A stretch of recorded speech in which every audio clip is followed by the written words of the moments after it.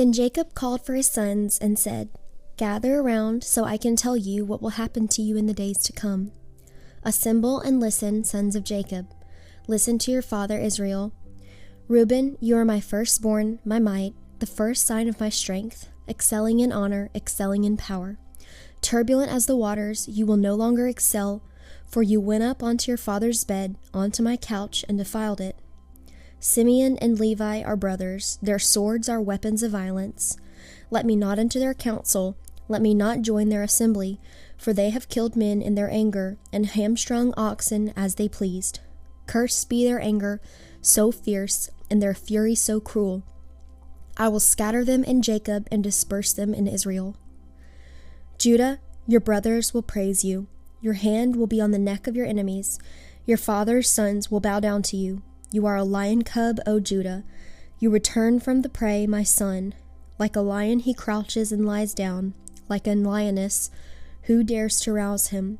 The scepter will not depart from Judah, nor the ruler's staff from between his feet, until he comes to whom it belongs. And the obedience of the nations is his. He will tether his donkey to a vine, his colt to the choicest branch. He will wash his garments in wine, his robes in the blood of grapes. His eyes will be darker than wine, his teeth whiter than milk. Zebulun will live by the seashore and become a haven for ships. His border will extend towards Sidon. Issachar is a raw-boned donkey, lying down between two saddlebags. When he sees how good is his resting place and how pleasant is his land, he will bend his shoulder to the burden and submit to forced labor. Dan will provide justice for his people as one of the tribes of Israel. Dan will be a serpent by the roadside, a viper along the path that bites the horse's heel, so that its rider tumbles backward. I look for your deliverance, O Lord. Gad will be attacked by a band of raiders, but he will attack them at their heels. Asher's foot will be rich, he will provide delicacies fit for a king. Naphtali is a doe set free that bears beautiful fawns. Joseph is a fruitful vine near a spring, whose branches climb over a wall. With bitterness archers attacked him. They shot at him with hostility, but his bow remained steady. His strong arm stayed limber because of the hand of the mighty one of Jacob, because of the shepherd, the rock of Israel, because of your father's God who helps you, because of the Almighty who blesses you with blessings of the heavens above, blessings of the deep that lie below, blessings of the breast and womb. Your father's blessings are greater than the blessings of the ancient mountains, than the bounty of the age-old hills. Let all these rest on the head of Joseph, on the brow of the prince among his brothers. Benjamin is a ravenous wolf. In the morning he devours the prey, in the evening he divides the plunder. All these are the 12 tribes of Israel, and this is what their father said to them when he blessed them, giving each the blessing appropriate to him. Then he gave them these instructions. I am about to be gathered to my people. Bury me with my fathers in the cave in the field of Ephron the Hittite, the cave in the field of Machpelah near Mamre in Canaan, which Abraham bought as a burial place from Ephron the Hittite, along with the field. There Abraham and his wife Sarah were buried. There Isaac and his wife Rebekah were buried. There I buried Leah. The field and the cave in it were bought from the Hittites. When Jacob had finished giving instructions to his sons, he drew his feet up into the bed, breathed his last, and was gathered to his people. Joseph threw himself upon his father and wept over him and kissed him. Then Joseph directed the physicians in his service to embalm his father Israel.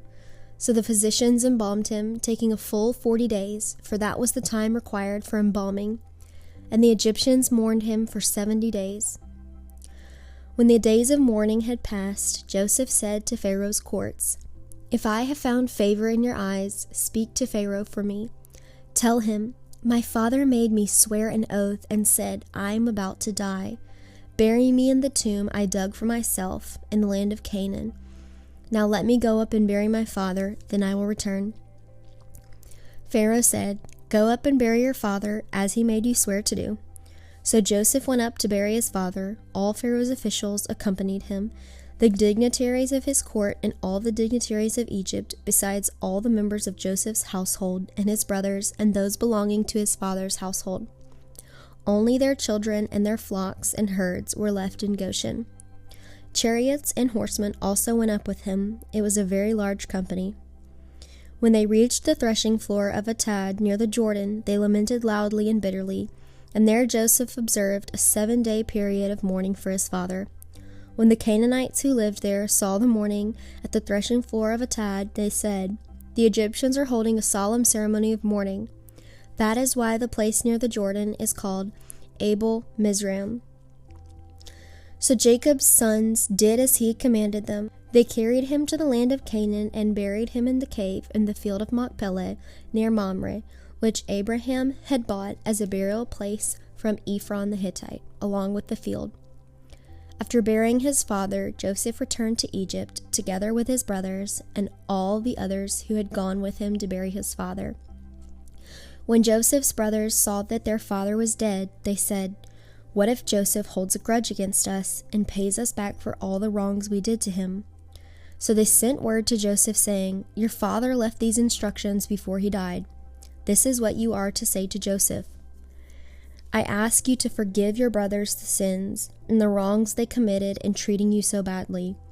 Now please forgive the sins of your servants, of the God of your father." And when their message came to Joseph, he wept. His brothers then came and threw themselves down before him. "We are your slaves," they said. But Joseph said to them, "Don't be afraid.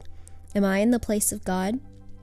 You intended to harm me, but God intended it for good, to accomplish what is now being done, the saving of many lives. So then, don't be afraid. I will provide for you and your children." And he reassured them and spoke kindly to them. Joseph stayed in Egypt along with all his father's family. He lived 110 years and saw the 3rd generation of Ephraim's children. Also the children of Machir, son of Manasseh, were placed at birth on Joseph's knees. Then Joseph said to his brothers, "I am about to die, but God will surely come to your aid and take you up out of this land to the land he promised on oath to Abraham, Isaac, and Jacob." And Joseph made the sons of Israel swear an oath and said, "God will surely come to your aid, and then you must carry my bones up from this place." So Joseph died at the age of 110, and after they embalmed him, he was placed in a coffin in Egypt. And with that, we finish Genesis.